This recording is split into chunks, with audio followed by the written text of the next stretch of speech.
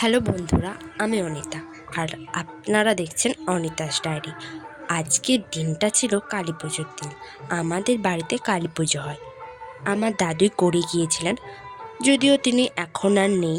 তার জন্য আমার ভাই পুজো করে, কারণ যেহেতু কোনো ব্রাহ্মণ কখনোই আমাদের মন্দিরে পুজো করতেন না, দাদুই করতেন, তাই আমার দাদুর অবর্তমানে আমার ভাই মা কালীকে পুজো করে। তো এখন আমি মালা গাচ্ছি মা কালীর জন্য।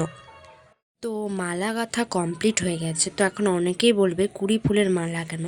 কারণ আগের দিনে সবাই ফুল তুলে নিয়ে চলে গেছিলো, একটাও ফোঁটা ফুল ছিল না। তাই 20 ফুলের মালা গাঁথতে থাকলে কতটা ব্যস্ততা থাকে।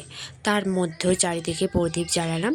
তারপর প্রদীপ জ্বালানো শেষ করে মন্দিরে গেলাম পুজোর কাজে। মন্দিরে চলে আসলাম। তো দেখতেই পাচ্ছেন যে প্রায় জোগাড় প্রায় হয়েই গেছে, অনেক মানুষ পুজো দিয়ে গেছে।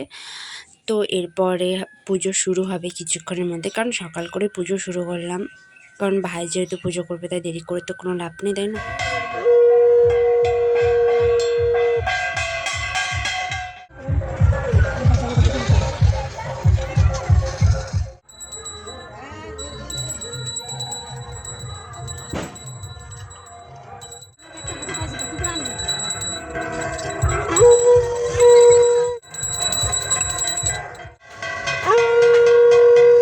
পর পুজো শেষ করে বাড়ি ফিরে এলাম 10টার সময় করে।